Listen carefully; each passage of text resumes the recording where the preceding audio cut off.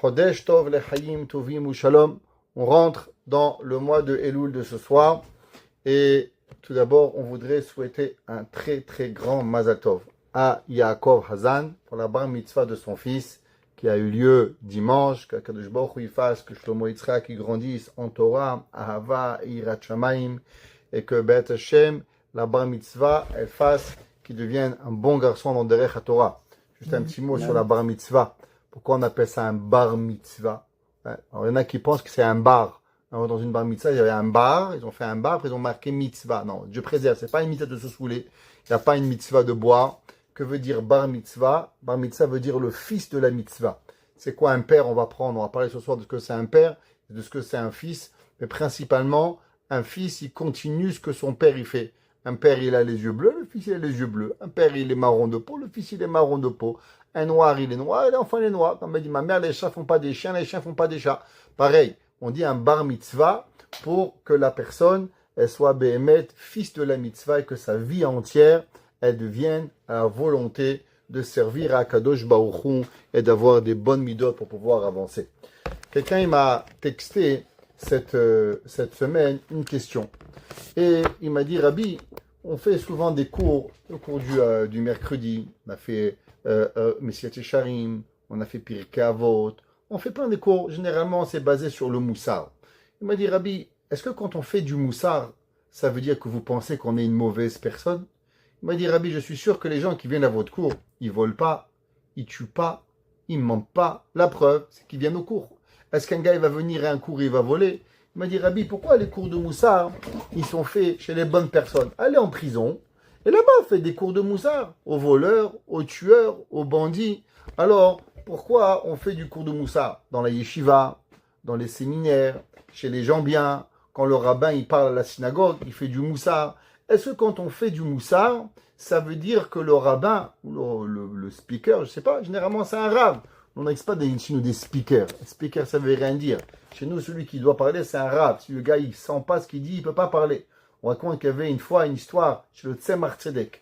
Le Tzemar Tzedek, c'est le troisième rabbi de Lubavitch. Il y avait le Baal Tanya, après il y avait le rabbi Amtsaï, et après il y avait son petit-fils appelé Rabbi Menachem Mendel de Schneersohn, qui était aussi le troisième rabbi de Lubavitch. Dans la ville, il y avait, on cherchait un professeur d'enseigner aux enfants. Et il y avait deux choix. Un excellent professeur, un très grand orateur, qui savait expliquer et capable de vendre un frigidaire à un esquimau. Et il y avait de l'autre côté un rabbin qui était moins doué avec la parole, mais avec une très grande crainte de Dieu. Alors on est venu demander au Tzemar Tzedek, on lui a dit, lequel des deux professeurs on doit en prendre? Celui qui a une grande crainte du ciel, ou bien celui qui sait bien expliquer? Il a dit, le Rav, prenez celui qui a une grande crainte du ciel. Alors le deuxième, il est venu chez le Rav, il a dit, Rabbi, je ne comprends pas, pourquoi il ne m'avait pas choisi à être le professeur? Donnez-moi ce que vous voulez que j'enseigne aux enfants, ce que vous voulez, je vais leur enseigner. Il leur a dit, le Rabbi, tu as raison, tu pourras leur enseigner à enseigner la crainte de Dieu. Mais à vivre la crainte de Dieu, tu ne pourras pas. Parce que ça, c'est seulement celui qui le vit qui peut comprendre qu'est-ce que ça veut dire la crainte de Dieu. Tout le monde y connaît cette histoire magnifique du Chafetz Chaim.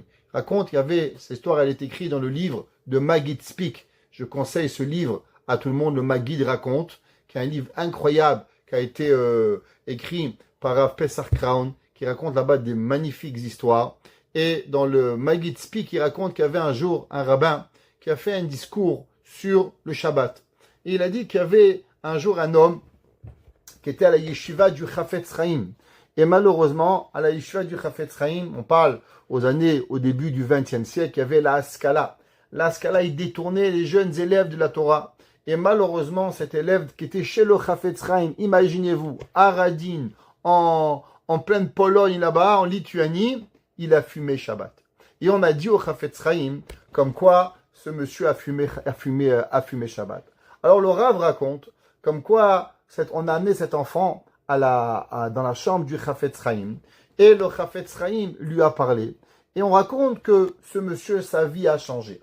Alors les gens demandaient, Rabbi, qu'est-ce que le Chafetz Chaim a raconté? Qu'est-ce que le Chafetz Chaim a dit à ce monsieur qui avait fumé Shabbat? Alors l'orateur, il a dit, je ne sais pas. Et combien on payerait de savoir qu'est-ce que le Chafetz Chaim il a pu dire à un homme qui a fumé Shabbat comme morale, comme explication pour ne plus fumer Shabbat. Combien j'aimerais savoir et être une mouche, repartir dans le temps et d'écouter ce que le Chafetz Chaim il a dit. À la fin du cours, tout le monde il est parti. Il y avait un vieux monsieur dans l'assemblée. Alors le Rav va voir le vieux monsieur, il demande « Monsieur, tout va bien? Je peux vous aider ?» Et le monsieur il dit « Mais d'où avez-vous écouté cette histoire ?» Il dit « J'ai écouté d'un monsieur qui était à la yeshiva du Chafetz Chaim. » Il dit « Pourquoi vous connaissez l'histoire ?» Il dit encore plus « C'est moi ce garçon. » Il dit « Quoi ?»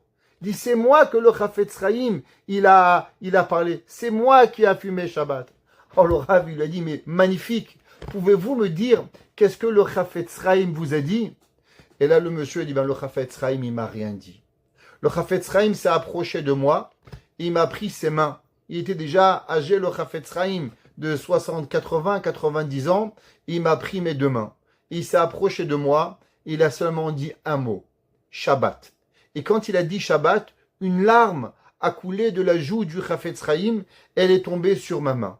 Et depuis, ça fait 50 ans, la main me brûle encore de la larme du Chafetz Chaim. Le Chafetz Chaim n'avait rien besoin de dire. Il avait seulement besoin de dire Shabbat et on comprenait. Pourquoi? Parce que le Chafetz Chaim, c'était pas un mot. Le Chafetz Chaim, quand il parlait de Shabbat, c'était tout son corps, toute sa vie qui comprenait qu'est-ce que ça représente Shabbat. Alors, c'est pour ça que généralement, c'est pas des orateurs qui parlent, c'est quelqu'un qui doit ressentir. On ne peut pas faire un cours, dites-moi un sujet, je vous fais un cours.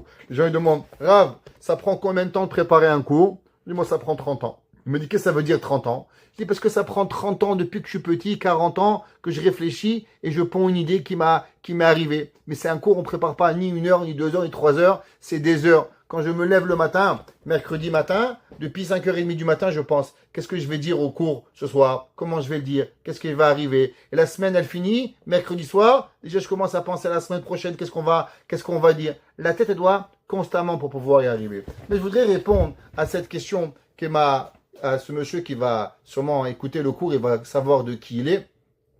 Est-ce que le moussard est quelque part qu'on regarde les gens mal, qu'on vous juge mal? Est-ce que ceux qui ont écrit les livres de Moussa, c'est qu'ils nous prennent pour des voleurs, des menteurs, des bandits? Ou bien non, ils savent que nous sommes des bonnes personnes, alors pourquoi ils ont écrit le Moussa? Et j'aimerais commencer avec un verset de la paracha de cette semaine, Parashat Re'eh. Le passage qui dit comme ça, Re'eh, regarde, Anochi noten ifnechem, je te donne devant toi, Hayom beracha ukela. Dieu dit, regardez mes enfants, je vous donne devant vous 2 choix. La bracha et l'inverse, l'opposé de la bracha, la malédiction. Il y a un seporno. Le seporno, il dit quelque chose d'extraordinaire. Encore aujourd'hui, j'en parlais avec ma mère au téléphone de ce sujet, et le seporno, il dit comme ça. Il dit, le seporno, c'est quoi une bracha? Quelle différence? Qu'est-ce que ça veut dire une bracha? Vous allez voir un rave, vous allez demander à un tzaddik, vous demandez à Kadosh Baruch Hu une bracha. Qu'est-ce que ça veut dire? Bracha, ça veut dire de l'abondance. Quelque chose que vous ne méritez pas. En un mot, un homme, il mange. Combien il doit manger? Le passage qui dit Kilo ala lechem levado yichye adam ki alkol motsapi Hashem. Un homme, il peut vivre avec du pain et un verre d'eau. Un homme, vous savez, en Afrique, je ne veux pas dire du mal, mais les Africains, il y a des millions de personnes qui vivent qu'avec du pain. Un bout de pain par jour et un verre d'eau. Ils n'ont pas de poulet, ils n'ont pas de viande, ils n'ont pas de poisson, ils n'ont pas de légumes, mais ils vivent. La Torah a dit l'homme, pour pouvoir vivre, c'est que du pain et de l'eau. Le reste des suppléments, on n'a pas besoin. Alors qu'est-ce que c'est qu'on demande une bracha? Une bracha, c'est quand vous demandez à Kadosh Baruch Hu, c'est vrai Dieu, je pourrais vivre avec un bout de pain et de l'eau, mais tu sais, j'aime bien un steak de temps en temps, j'aime bien un petit sheshtaouk, j'aime bien une kefta, j'aime bien une keila, j'aime bien un couscous marocain. On demande à Kadosh Baruch Hu. Pareil, je pourrais vivre dans un cabanon avec une chambre à coucher. Vous savez, il y a 100 ans, les gens vivaient dans une chambre, toute une famille. Baruch Hashem, nous, moi je me rappelle quand on était petit, on n'avait pas une grande maison. On avait plein d'invités. Des fois, je suis un peu fâché avec mes enfants quand j'invite des gens. Ah, papa, ils vont dormir où? Je comprends pas. On a 8 pièces. Vous me demandez où ils vont dormir. Je dis non, on avait 3 pièces. On faisait dormir 50 personnes. On a 8 pièces. Et vous me demandez qu'on peut préparer votre chambre. Vous ne pouvez pas donner votre lit. Des fois, pas que je m'énerve, mais ça me frustre. On a des grandes maisons, Baruch Hashem, au Canada. Et l'enfant, il lui faut sa chambre. Il faut pas sa salle de bain. Il faut pas qu'il partage. Je dis, oh, qu'est-ce qui arrive? Qu'est-ce que ça veut dire? C'est quoi la bracha? La bracha, c'est qu'on veut plus que ce qu'on peut avoir. Il dit le sait pour nous comme ça. Rehe. Habita ou regarde et observe. Shelo ye inyanecha alofan benoni. Il dit le c'est pour nous. Il y a deux façons de vivre. La première façon de vivre des gens, c'est de faire la norme, de faire ce qu'il faut. Il y a des gens qui ne se lèvent pas beaucoup à la prière, ils ne volent pas, ils ne tuent pas, ils ne sont pas méchants, ils sont gentils, ils ne se dépassent pas. Ils vivent dans la société moyenne, la société qui va faire le minimum. Kemo Hasheu Aminag Barov. Il dit là, c'est pour nous. L'homme, il ne doit pas vivre dans la médiocrité. L'homme, il ne doit pas vivre dans la société moyenne, la moyenne de la société. Ki omnam anochi noten lifnechem ayom beracha ou kelala. Parce que Akadosh Baruch Hu, il dit, moi, je vous donne deux choix. Je vous donne la bracha et je vous donne la klala. Et il dit, qu'est-ce que c'est la bracha et la klala? Il dit, là, c'est porno. Em shne haketzavot. Ce sont les deux extrêmes. Ki habracha yatzlacha yoter mina maspik al tzad yoter tov. L'homme, qu'est-ce qu'il veut? Il veut la bracha. Qu'est-ce que ça veut dire la bracha? La bracha, c'est qu'il veut pas seulement un bout de pain. L'homme, il veut le pain, l'homme, il veut le steak, l'homme, il veut les sushis, l'homme, il veut les gâteaux, l'homme, il veut les costumes, l'homme, il veut les plus belles chaussures. L'homme, il demande à Kadosh Baruch Hu d'avoir l'extrême. Vehaklala, et la malédiction, Ime'ara mechaseret shelo yusag amaspik, veshneem lifnechem leasik eveshitchabru. Il dit là, c'est pour nous, qu'est-ce que ça veut dire l'homme? L'ambition de l'homme, qu'est-ce qu'elle doit être? L'ambition de l'homme, elle ne doit pas vivre seulement au minimum. Elle ne doit pas vivre seulement de faire ce que je dois. L'homme, il doit vouloir avoir une pensée beaucoup plus grande. Il dit là, c'est pour nous. L'homme, il doit avoir shelo yeh enecha alofen benoni. L'homme, il ne doit pas se suffire du minimum. La question, elle est, pourquoi on fait du moussard?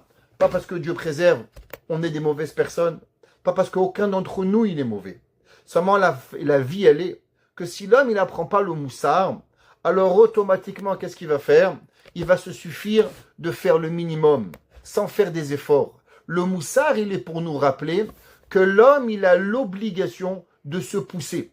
Akadosh Baruch Hu, il dit, toi, tu me demandes la bracha, toi, tu me demandes de sortir du chemin et de donner beaucoup plus, alors ça suffit. Je raconte toujours cette histoire, il y avait un jour un monsieur qui prie dans ma synagogue, il est toujours bien habillé, la vérité, il a une belle voiture, il a, Baruch Hashem, une très belle maison, il vit bien.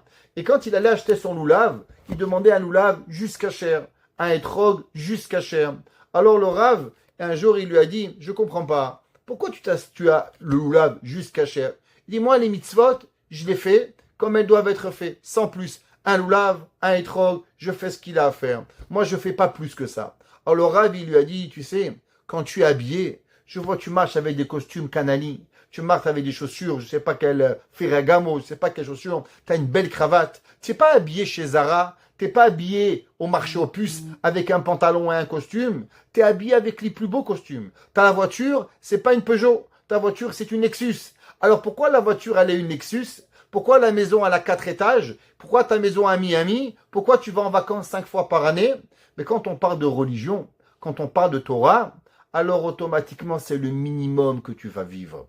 Et ça, c'est ce que la personne, elle doit savoir. Le but du moussard, chas v'shalom, ne prenez pas que parce qu'on vous fait du moussard, on parle de moussard, Dieu préserve, je fais du moussard à personne, peut-être je vais commencer par moi-même, mais si on parle du moussard, c'est pas parce que on pense que les gens sont mauvais, c'est qu'on espère l'excellence de chacun de nous. On veut devenir le meilleur que l'on est à l'intérieur pour pouvoir devenir. Il y a un juif qui mange juste kasher, il y a un juif qui mange ultra kasher, il y a un juif qui veut faire plaisir à Kadosh Baruch Hu.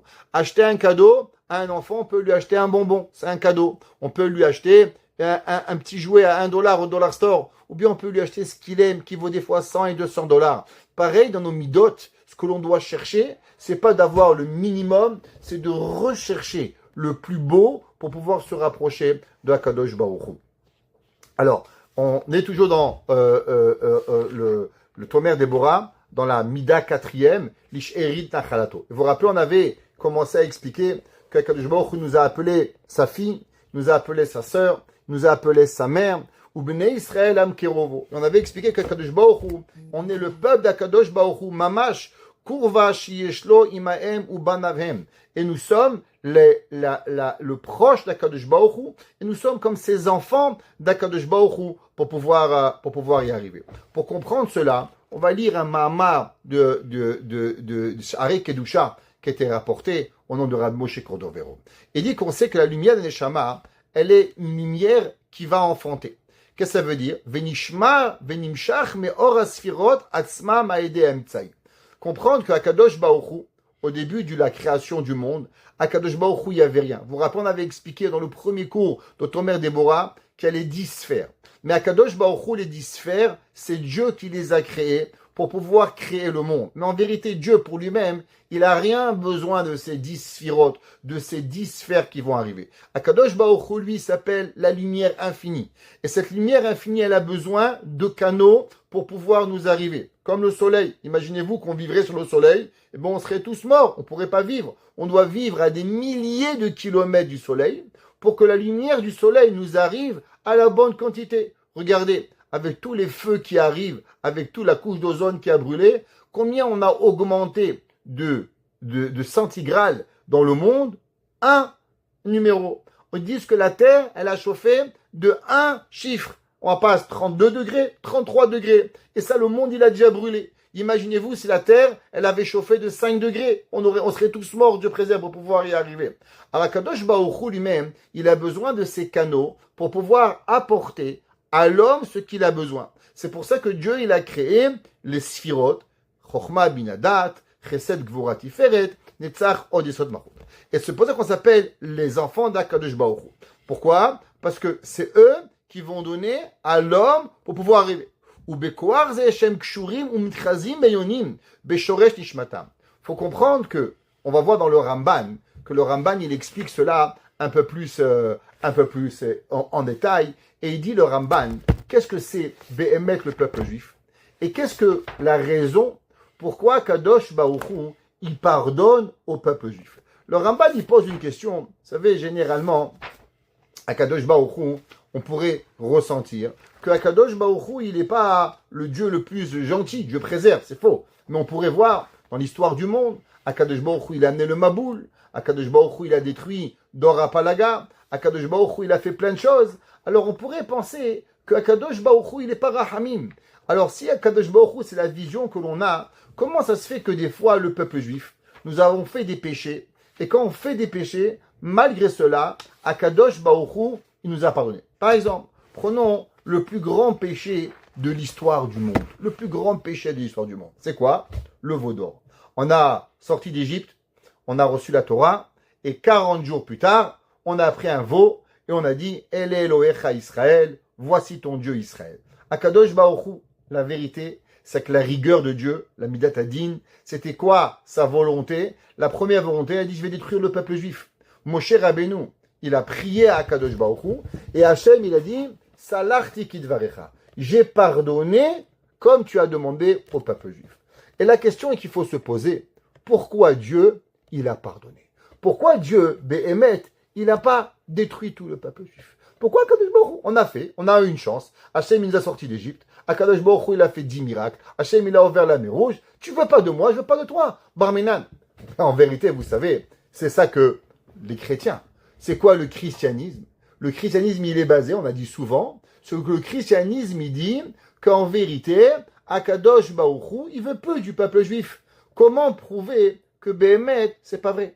Akadosh Baruch Hu, il veut du peuple juif. Et malgré tous les péchés que l'on peut faire, Akadosh Baruch Hu, il va toujours être avec nous. Le Ramban, il pose cette question dans Parashat Ha'azinu, Perek Lamedbet, Perek 32, verset 26. Le Ramban, il demande, pourquoi Dieu, il pardonne au peuple juif? Quelle est la raison que Akadosh Baruch Hu dit, Salarti kidvarecha, je t'ai pardonné.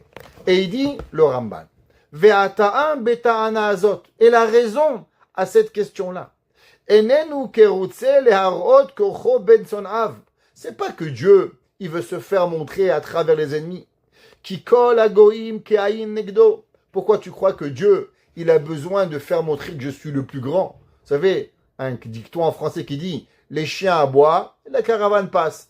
Qu'est-ce que c'est un goy? Qu'est-ce que c'est une nation devant Dieu? Akadosh Baruch Hu, il n'a pas de sentiment. Hachem, il n'aime pas. Hachem, il haït pas. Hachem, il n'est pas jaloux. Alors, qu'est-ce que ça veut dire? Parce qu'il y a un idiot qui va dire, ah, Dieu, tu n'es pas capable. Alors, Hachem va, oui, je suis capable. Qu'est-ce que ça veut dire, ça? Pourquoi Akadosh Baruch Hu, il a eu besoin, Kaviachol, si on pourrait dire, de sauver le peuple juif? Quelle est la raison que Dieu demande au Ramban, il pardonne à Am Israël? Pourquoi Akadosh Baruch Hu, il n'a pas tué tout le monde? Et khalas, Hachem, il est capable de tout.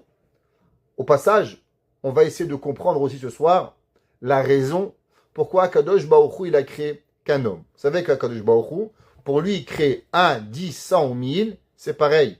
Quelle est la raison pourquoi Kadosh Baruch Hu, il a créé que Adam et Chava? Adam, un homme. Après de Adam, il a créé Chava. Pourquoi Kadosh Baruch Hu, il n'a pas, de la même façon quand il a créé les arbres, combien de pommiers Hachem il a créé? Un pommier ou 1 million de pommiers? 1 milliard de pommiers. Combien de vignes Hachem il a créé? Les vins blancs, les vignes roses, les vignes blancs, les vignes rouges. Hachem il a créé des milliers de sortes de vignes. Hachem, combien il a créé de sortes de maïs? Des centaines de sortes de maïs. Alors pourquoi Hachem il a créé qu'un homme? Pourquoi Kadosh Baruch Hu il n'a pas créé pareil? Un blanc, un noir, un jaune, un violet, je sais pas, toutes les couleurs de l'humanité. Pourquoi Kadosh Baruch Hu il a créé qu'un homme? Rappelez-vous cette question. Quoi, Kadosh Baruch Hu n'était pas capable de pouvoir créer un million d'hommes, de la même façon qu'il a créé 1 million d'arbres, de la même façon qu'il a créé 1 million de lions, 1 million de girafes, il aurait pu aussi créer 1 million d'hommes. Quelle est la raison pourquoi Kadosh Baruch Hu il a fait?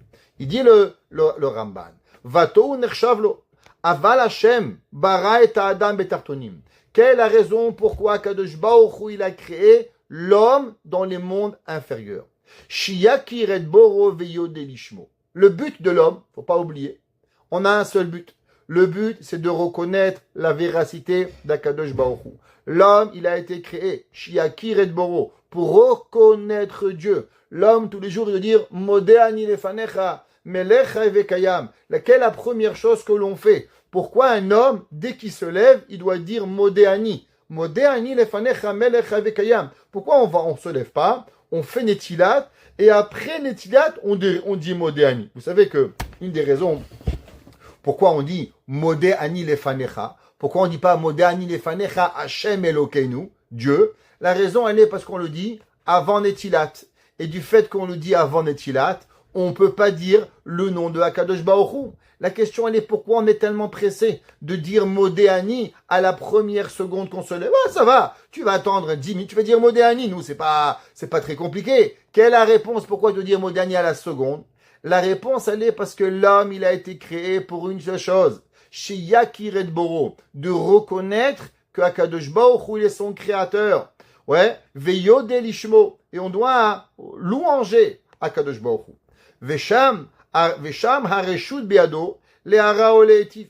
Maintenant, il faut savoir, comme on a dit, anochim lifnechem ayom beracha ukelala. Dit le Ramban dans Azinu, l'homme Hachem, il lui a donné la force de faire du bien ou de faire du mal. Chacun de nous, on se lève le matin, on peut sourire à notre mari, on peut lui faire la tête, on peut être gentil avec notre patron, ou on peut crier. On peut crier à nos employés ou être gentil avec nos employés. À nous de choisir. La vie, elle est à nous. Tu te lèves le matin, tu as le choix. Chaque jour de ta vie, tu peux. Il y a des gens, ils peuvent rester fâchés 30 ans, 20 ans, 50 ans. Barminan, chaque jour, Hachem t'a redonné une nouvelle vie. Tu as une nouvelle Neshama. Neshama d'hier, c'est pas la même. Akadosh Baruch Hu te donne une vie. Modéani lefanecha melech avekayam. Pour pouvoir arriver, Hachem te donne le choix de faire du bien ou du mal. Ouais, c'est pas ma faute. Les gens disent, ouais, c'est pas ma faute, c'est lui. C'est faux. C'est ta faute de rester fâché. Lui t'a fait de la peine, très bien. Elle t'a fait de la peine, t'as raison. Mais la volonté de rester fâché, elle t'appartient à toi pour pouvoir arriver. Veshem hareshut biado lehara oleti. Ou kasher chatu. Et quand le peuple juif il a fauté, vekafru bo. Et que malheureusement on a renié Akadosh Baruch Hu. Kulam lo nish'ar ra ka'am hazeh lishmo. Il dit le Ramban, vous savez, Akadosh Baruch Hu il avait créé l'humanité. Il avait créé 70 nations. La volonté de Dieu était que les 70 nations, ils servent Hachem, et que les 70 nations, ils veulent savoir Akadosh Baruch Hu, connaître Dieu, faire le bien. Malheureusement, 69 nations ont rejeté Akadosh Baruch Hu.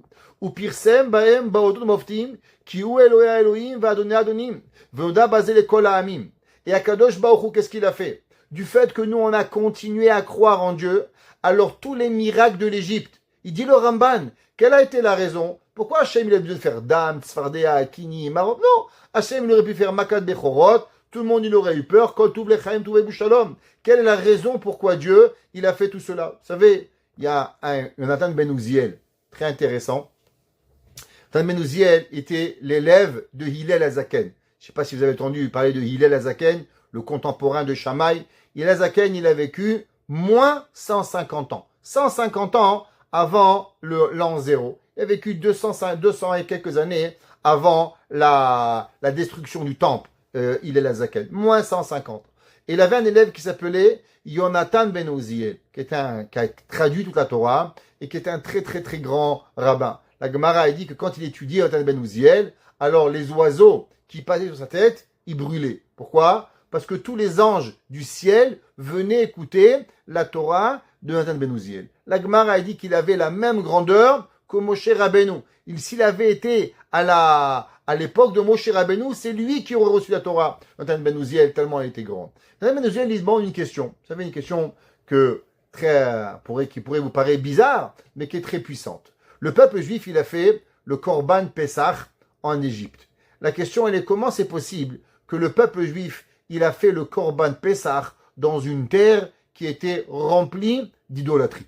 Comment c'est possible? Faire un sacrifice à Dieu à un endroit idolâtre, un Korban, qu'est-ce qu'il a besoin d'un Korban? Généralement, le Korban Pessah, il a besoin qu'on le fasse à l'endroit du Beth Amikdash. C'est pour ça que Nathan Ben Uziel, il dit que Dieu, le 14 de Nissan, donc le 14 au soir, qui est le 15, Dieu a pris tous les peuples juifs d'Égypte, les a transportés à Jérusalem. Ils ont fait le sacrifice Korban Pessah en Israël. Et après qu'on a fait le Korban Pessah à Jérusalem, Dieu a ramené les Juifs en Égypte. Et sur ça, le verset dit, Va essa etrem al kanfe nesharim. Je vous ai porté sur les aigles d'un aigle. Il demande, Nathan Ben Uziel, mais quand est-ce que Dieu, il a transporté le peuple juif sur les aigles d'un aigle? Il dit, Nathan Ben Uziel, bien sûr, le soir de Pessah, 2448, tout le peuple juif est arrivé en Israël, a fait le Korban Pessah, et après il est ressorti. Si c'est comme ça, pourquoi on n'est pas resté là-bas? Pourquoi Hachem nous a pas laissé en Égypte et fini, et terminé? Pourquoi on a dû sortir d'Égypte avec les Makot et devoir passer la mer Rouge, Matan Torah et tout ce cinéma? À quoi ça sert? Il dit le Ramban, ou pirsem baem beototomoftim. La raison pourquoi Dieu il a publié ces miracles, qui ou Elohe Elohim, parce que Dieu est le Dieu des dieux, ve'adonai adonim, ve'oda basé l'école à Amim. Dieu, qu'est-ce qu'il a voulu? Principalement, Akadosh Baruch Hu, il veut faire savoir à l'humanité, je suis Dieu. Ve'haya bayom hahu Hashem echad u'shmo echad. Quel est le but de la création du monde? Que l'on reconnaisse la divinité de Akadosh Baruch Hu. Ve'ine, im yashu ve'yabed zichram. Il dit le Ramban, c'est un calcul mathématique. Ce qu'on appelle la théorie, une théorie comment on appelle ce terme, que si l'homme, il réfléchit et il pousse ce calcul au maximum, à la fin, il va comprendre. Il dit le Ramban, imaginons que Dieu détruise le peuple juif. Imaginons. Qu'est-ce qui se passe? Dieu préserve. Il dit le Ramban, ben, c'est pas compliqué. Qui c'est qui va apparaître de Dieu? Comment on va se rappeler qu'il existe Dieu? À travers quelle nation? La raison pourquoi Kadosh Baruch Hu il a pardonné au peuple juif, c'est parce que grâce au peuple juif, l'humanité se rappelle qu'il existe un Kadosh Baruch Hu sur terre. Vous savez que quand les Américains, ils ont voté sur l'État d'Israël en 1948, le président à l'époque, il avait dit, je pense que c'était Truman, il avait dit que la raison pourquoi ils votent pour un État juif, c'est de façon à ce que les juifs rappellent au monde la raison de l'humanité. C'est qu'il avait écrit le président américain à l'ONU en 1948. L'homme, il doit savoir comment Akadosh Baruch Hu il reste sur terre à travers le peuple juif. Parce que si Dieu il enlèverait le peuple juif, alors les gens oublieraient les miracles de Dieu. Vet ma'asar velo yesu parod ba'em. Alors ils vont pas se rappeler. Comment on se rappelle qu'il y a un Dieu sur terre? Comment on se rappelle qu'Akadosh Baruch Hu, il a joué avec la nature? Comment on se rappelle qu'Akadosh Baruch Hu, il a créé l'humanité? Il dit le Ramban, c'est pour ça qu'Akadosh Baruch Hu, il a gardé le peuple juif. Ce qu'on appelle une preuve à l'absurde. Ça veut dire, il dit le Ramban, si malheureusement l'homme, Hachem, il effacerait le peuple juif, alors il n'y aura plus de raison au monde d'exister. Le monde, c'est pas pour manger de la pizza. Le monde, c'est pas pour faire du surf. Le monde, c'est pas pour aller à la piscine. Le monde, il existe seulement pour se rappeler qu'il y a un créateur. Et ce créateur, c'est Akadosh Baruch Hu. Et dit le Rambam, Ve'im Adam yazkir ken. Et quand l'homme, il se rappelle, Yarshevu ki ayakoach mikochot amazot akochavim vechalav ve'ava. Ve'ine tiye katabrea be'adam betela legamre. Et dire alors, qu'est-ce qui se passerait si on se rappellerait pas? Alors il dit le Ramban, alors on a perdu le but de l'humanité. Le but de l'humanité, c'est pour se rappeler que Akadosh Baruch Hu il existe. Shelo yishaer baem yodea et boro rak machis lefanav. Alors les gens, ils vont juste énerver Dieu. Ils vont pas comprendre c'est quoi Akadosh Baruch Hu. Valken raoui. Et il dit le Ramban, c'est pour cela, midin haratson, de la volonté et de la justice de la volonté de Dieu, sheyiye bevriyat haolam. Il dit le Ramban, tu sais pourquoi Kadosh Baruch Hu il a créé dans les plans de l'humanité et la volonté de l'humanité qu'il va toujours exister un peuple qui s'appelle le peuple juif et que quoi qu'il fasse ce peuple, Kadosh Baruch Hu va lui pardonner pour garder le but de l'humanité. Qui est akerovim elav, il dit le Rambam, parce que le peuple juif, ils sont proches de lui, car le peuple juif, il connaît Akadosh Baruch Hu.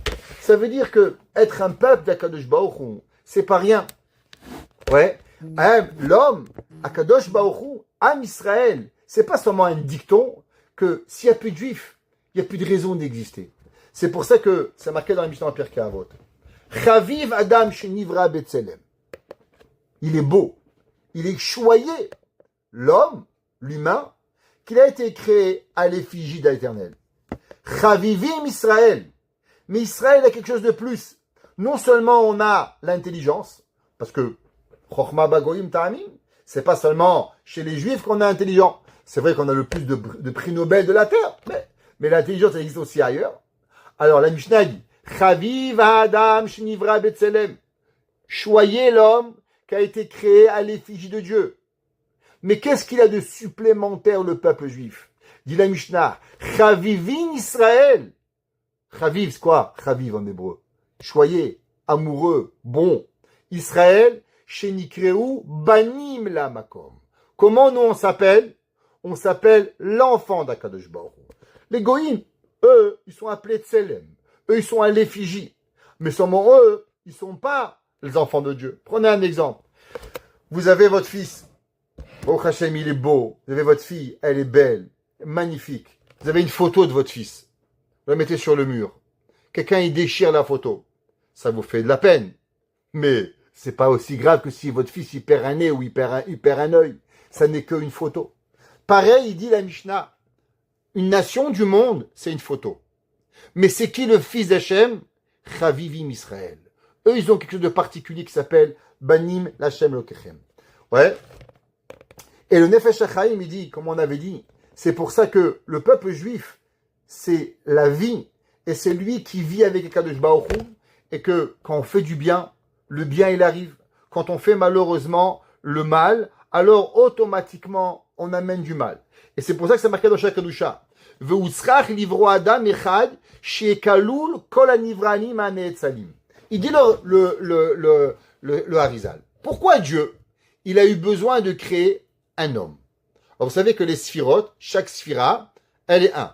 Chesed, bonté, gvura, rigueur, tiferet, la gloire du peuple juif. Pareil à Kadosh Baruch Hu, pourquoi il a créé un seul homme? Il dit le Harizal, parce que Akadosh Baruch Hu, dans cet homme, dans une personne, il va redonner et il va donner toute la volonté qu'il a d'Akadosh Baruch Hu.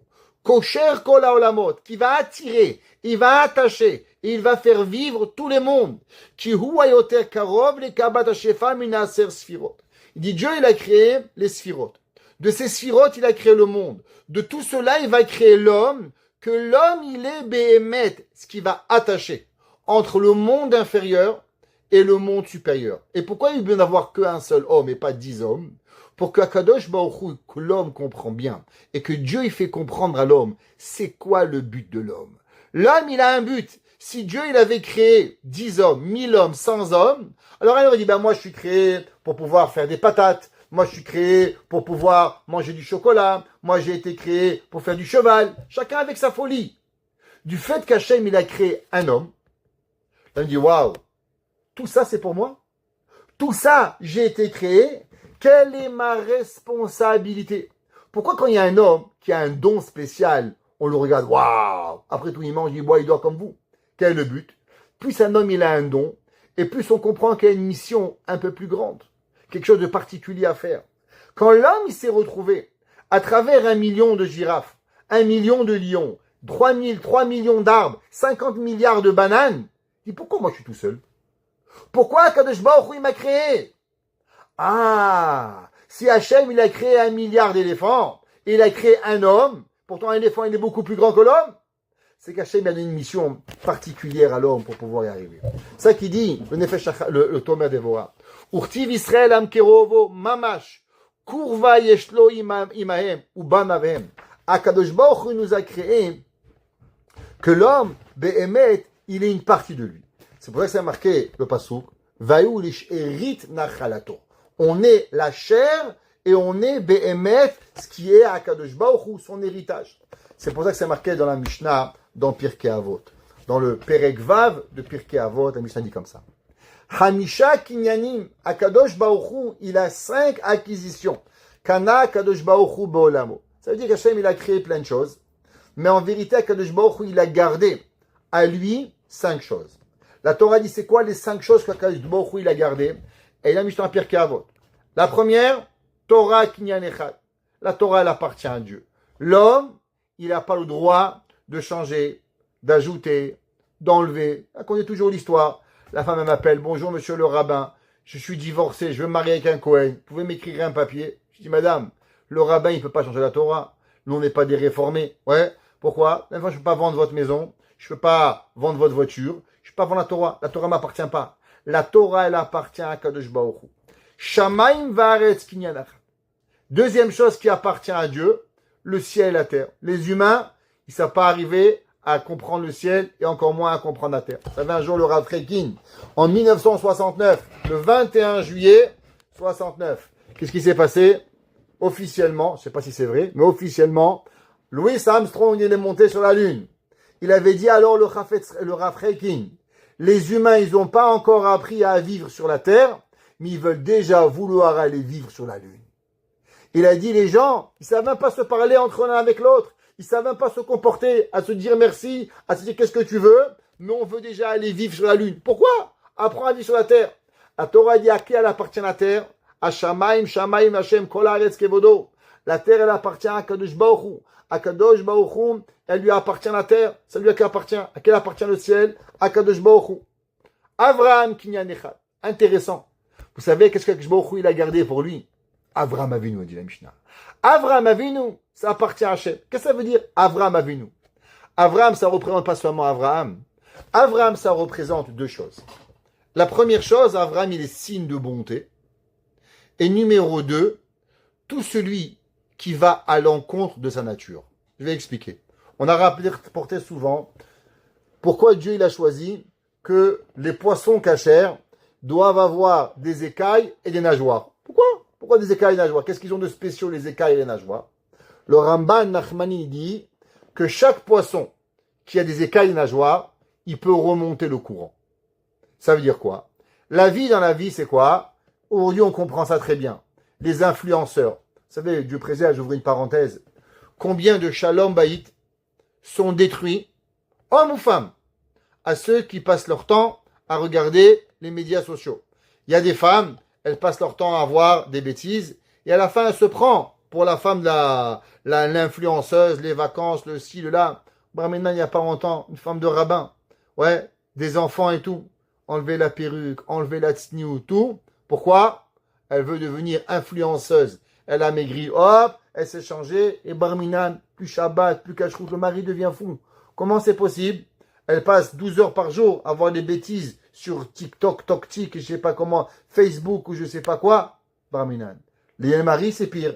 Ils voient les femmes, alors ils croient que les femmes de des médias sociaux, elle va devenir sa femme. Bar Minan. Le monde, il a été détruit. Qu'est-ce que ça veut dire? C'est que l'homme, il croit, il se laisse influencer. Mais même ce mot, si moi, quelqu'un me dit, dis-moi, tu veux que je t'influence? Je dis, mais je t'emmerde. Qu'est-ce que tu veux? Tu veux me dire quoi faire? Et comment le gars, il s'appelle influenceur? Il te dit, c'est ça que je veux te faire. Je veux que tu penses comme moi, je veux que tu dis comme moi. Mais attends, je suis bête ou quoi? Pourquoi tu veux que je pense comme toi? Pourquoi tu veux que je mange comme toi? Et les gens, ils suivent 1 million, 2 millions, 10 millions, 100 millions de personnes qui ont un influenceur. Mais il faut être fou, qui se font influencer par quelqu'un qui mange, qui boit, qui dort et qui ment à tout le monde. Qu'est-ce que c'est un juif? Vous savez qu'est-ce que c'est un juif?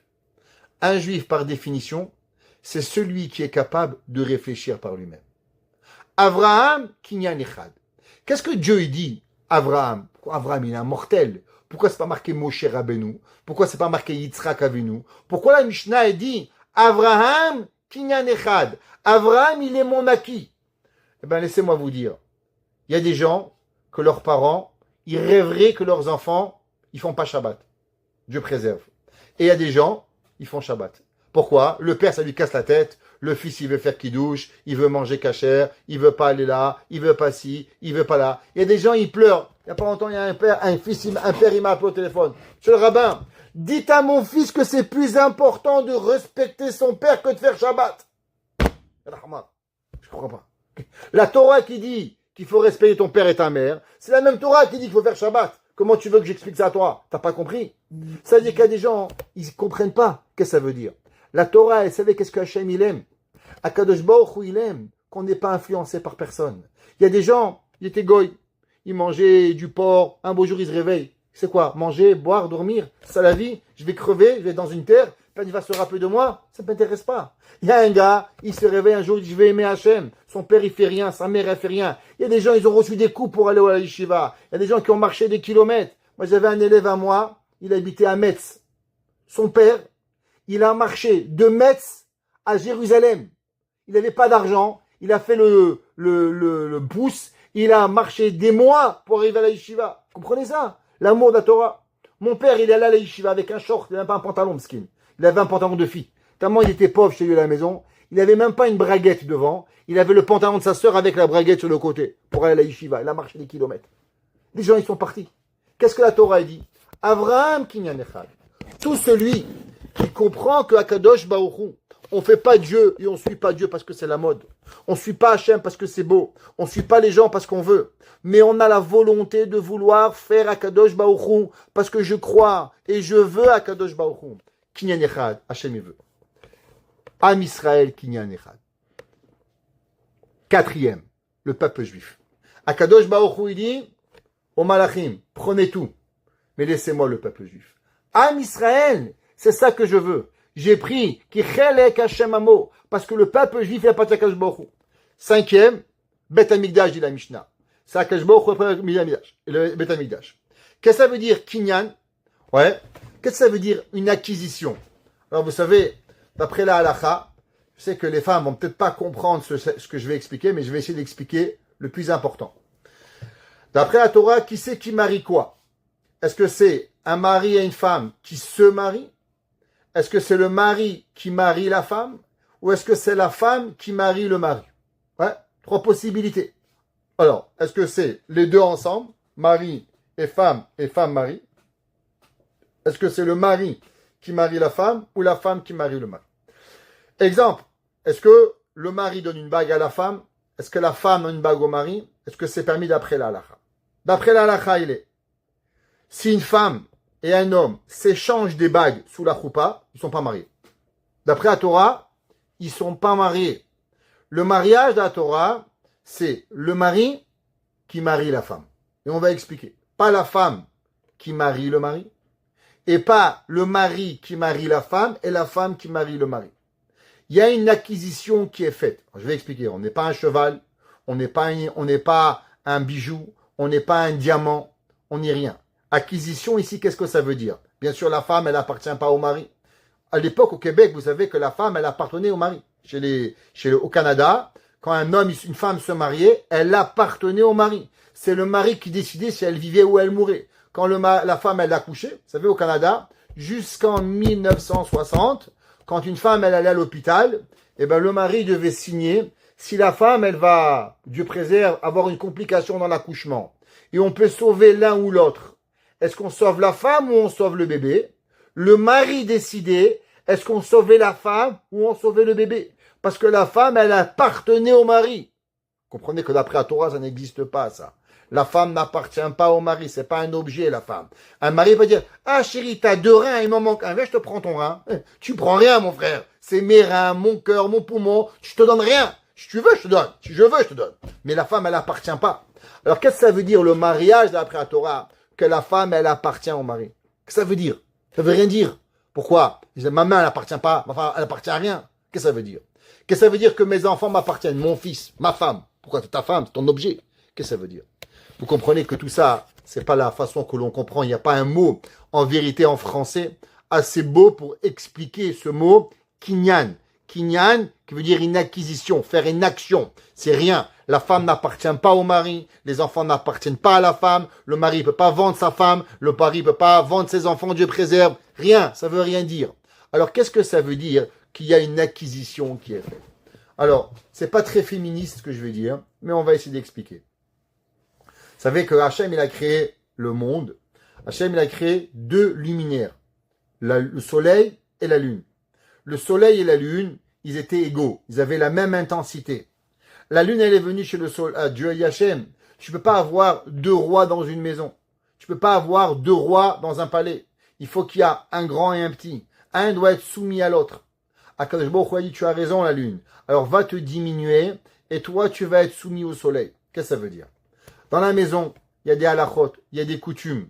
Un Marocain, un Tunisien, un Shkenaz, un Séfarade, un Syrien et un Irakien. Comment on fait d'après la halakha? Une femme, elle est Ashkenaz. Elle mange pas du riz à Pessah. Elle se marie avec un Tunisien qui mange du riz à Pessah. Halakha, on mange du riz à Pessah, on mange pas du riz à Pessah. Un Ashkenaz, une Ashkenaz se marie avec un Séfarade. Le Séfarade, il mange des petits pois à Pessah. La madame Ashkenaz, elle mange pas des petits pois à Pessah. Comment on va faire dans une maison? On se bagarre pendant 100 ans, on mange pas, tu fais pas. Comment ça fonctionne? La madame, elle dit Boru Chata, le mari dit Baru Chata. Comment on arrive?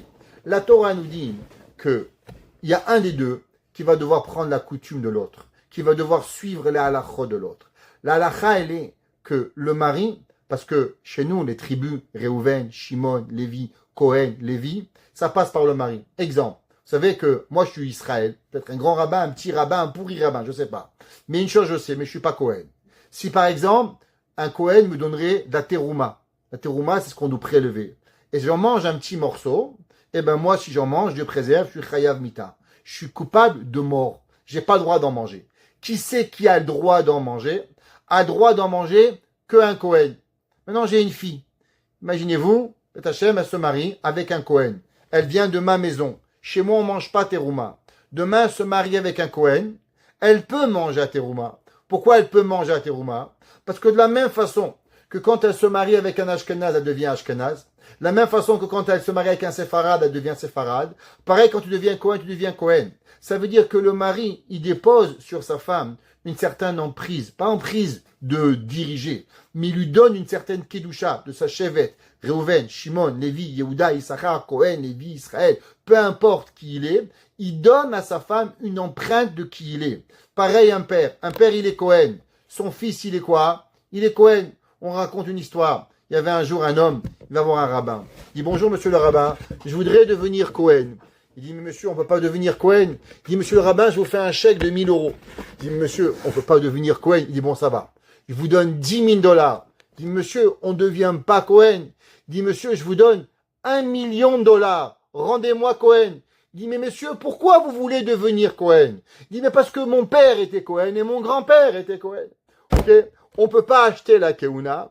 on est Cohen ou on n'est pas Cohen. Maintenant, un père, il est Cohen, il donne à son fils. Alors, qu'est-ce que ça veut dire un kinyan?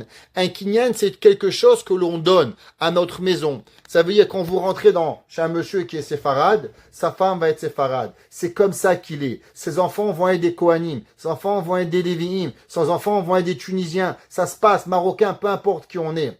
Pareil quand on voit Kadosh Baruch Hu. Qu'est-ce que ça veut dire que Kadosh Baruch Hu, il dit Israël kinyan echad? Vous savez ce que ça veut dire Israël kinyan echad? De la même façon que mon fils, il peut être à Miami, l'autre il peut être à New York, l'autre il peut être où il est, mais il va toujours savoir qu'est-ce qu'on mangeait à la maison. Il y a des gens, ils ont pas fait Shabbat kasher pendant 30 ans. Ils n'ont pas senti une dafina. 40 ans plus tard, ils vont passer, ah, Shabbat, ça sera dafina. D'où tu sais? L'odeur de la maison, elle est rentrée dans leur corps pour la vie entière. Vous savez, il y a des gens qui, malheureusement, ils lâchent la Torah. Et on leur demande tous, qu'est-ce que vous regrettez?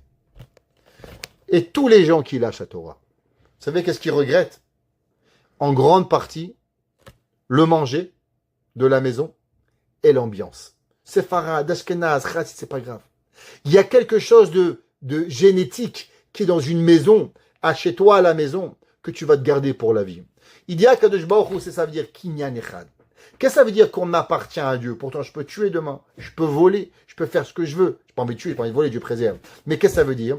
Ça veut dire que je deviens une partie intégrale d'Akadosh Baruch Hu. Am Israël, c'est pas une nation. Am Israël, il est la nation. Pourquoi? À cause qu'Akadosh Baruch Hu, il est she'erit nachalato. Qu'Akadosh Baruch Hu, il devient be'emet, il nous a donné une partie. C'est marqué dans le verset. La suite, il continue le mois Dévorah. Les shon she'er basar vesov sof em nachalato. À la fin, on est véritablement l'héritage d'Akadosh Baruch Hu. On transmet ce qu'Akadosh Baruch Hu il a. Un homme, il a une maison. Vous savez toute l'histoire de Ruth. C'est quoi l'histoire de Ruth? Ruth, elle n'avait pas d'enfant. Ruth, elle était prête à se marier avec Boaz, de façon à ce que quand elle va marcher sur le terrain, les gens vont dire, ah, ça c'est la femme de Machlon, pour se rappeler de son mari. Pareil, quand nous, on fait Shabbat, quand nous, on fait Kasher, quand nous, on se comporte quelque chose de bien, alors automatiquement, l'homme, il comprend Akadosh Baruch Hu, il existe. Uma Omer, Ima Anishem, Harea Ke'ev Alay. Vous savez que Akadosh Baruch Hu, il dit, quand malheureusement, l'homme, il faute, alors Hachem, des fois, il va le punir. Et quand des fois, l'homme, il va le punir, ouais, alors il faut savoir que Akadosh Baruch Hu, il souffre.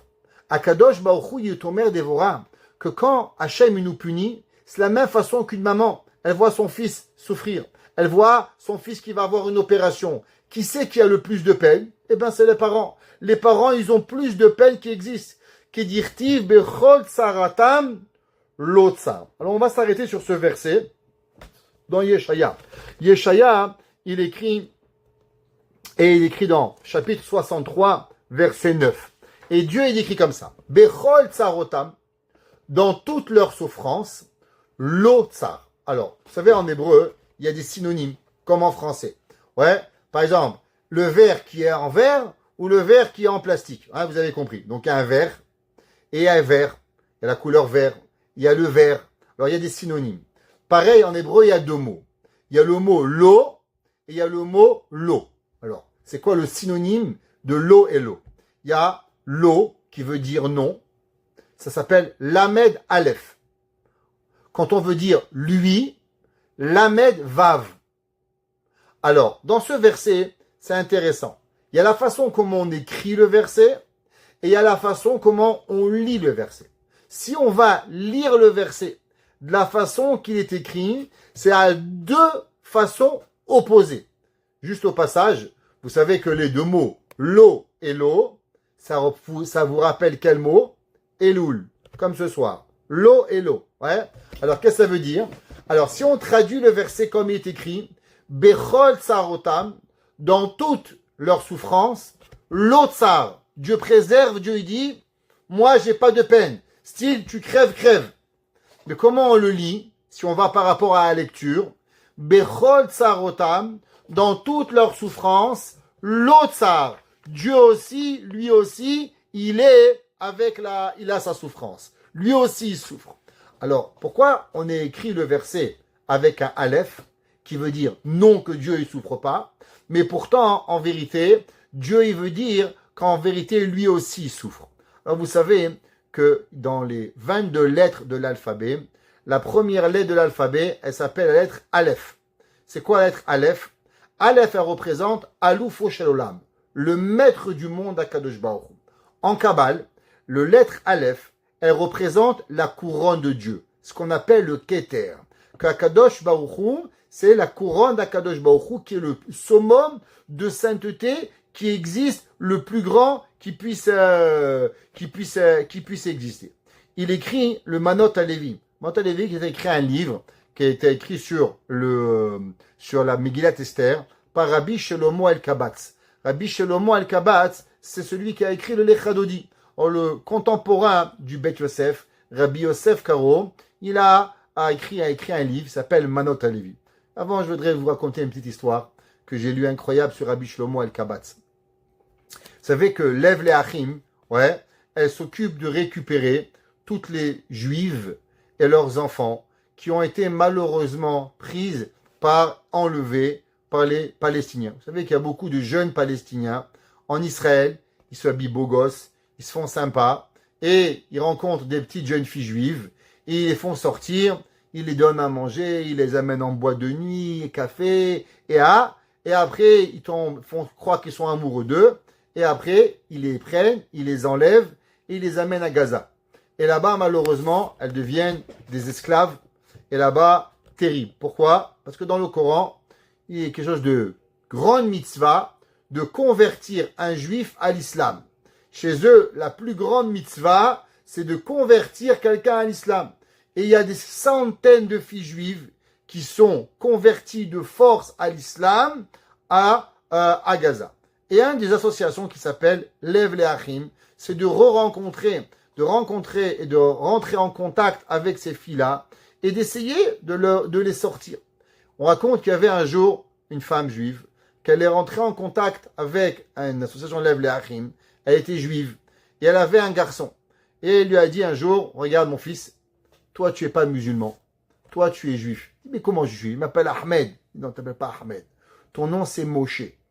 Et voici mon nom de famille avant, et voici qui tu es. Le garçon était perturbé. Qu'est-ce qui se passe? Moi je suis juif, j'ai grandi à Gaza, les Free Palestine, de quoi tu parles? En tout cas, il était très très très perturbé, et ils habitaient au Liban. Alors, le garçon a décidé de rentrer en Israël. Il est allé à la ville de Tzfat. Il a entendu que Shabbat, elle lui a parlé un petit peu sa mère. Vendredi soir, il est allé à la synagogue.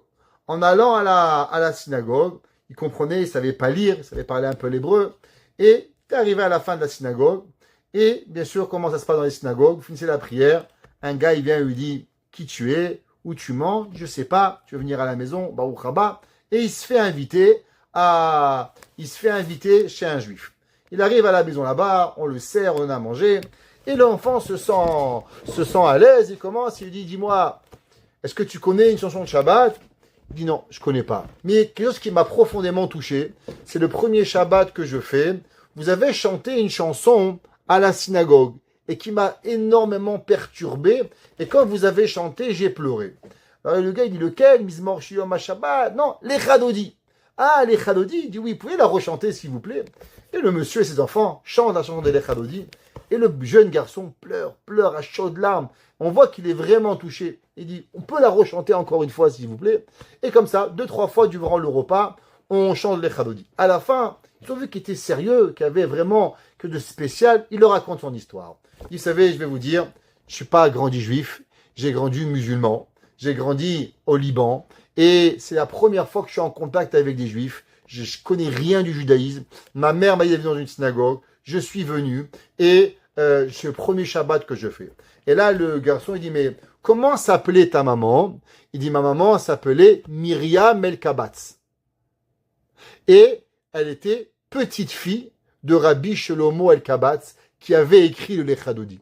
Et c'est pas pour rien que cet enfant a été profondément touché et il est revenu à la Torah, Baruch Hashem, et aujourd'hui il est un homme marié en Eretz Israël qui a raconté son histoire. Donc le Rabbi Shlomo El-Kabatz écrit dans son livre Manot HaLevi et dit comment on a expliqué que chacune des lettres elle représente quelque chose. Qu'est-ce qu'elle représente? La lettre Aleph. Alors vous savez, en hébreu, comme dans tout, spécialement en hébreu, on peut jouer avec les lettres. Vous vous rappelez, on avait dit qu'en hébreu, on peut aller à l'endroit, on peut aller à la gauche. Chaque lettre et chaque mot, elle peut bien sûr avoir différemment. Par exemple, si on va prendre le mot Aleph, qu'est-ce qu'on peut faire avec le mot Aleph? Le mot Aleph, c'est les mêmes lettres que le mot Pelé. Que veut dire le mot Pelé?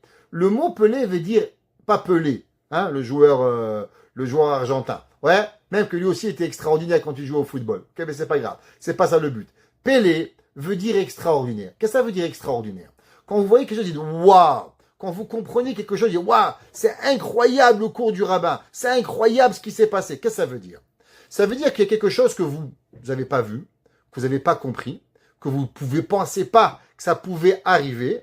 Et quand vous voyez quelque chose de surnaturel, qu'est-ce que vous dites? Waouh, c'est extraordinaire.